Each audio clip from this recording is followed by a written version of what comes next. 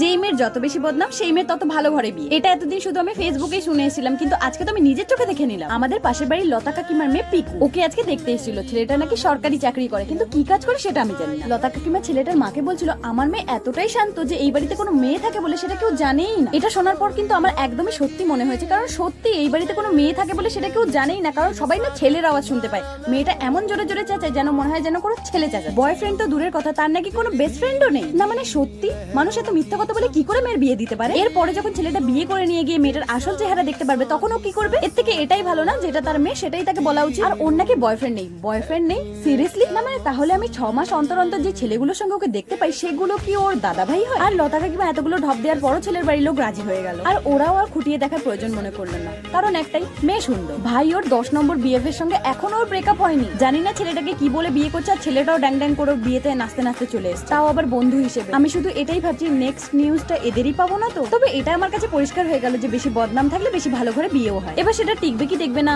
God nose. যাই হোক ভাই, আমি তো শুধু দেখে যাবো আর বিয়ে বাড়ি খেয়ে যাবো।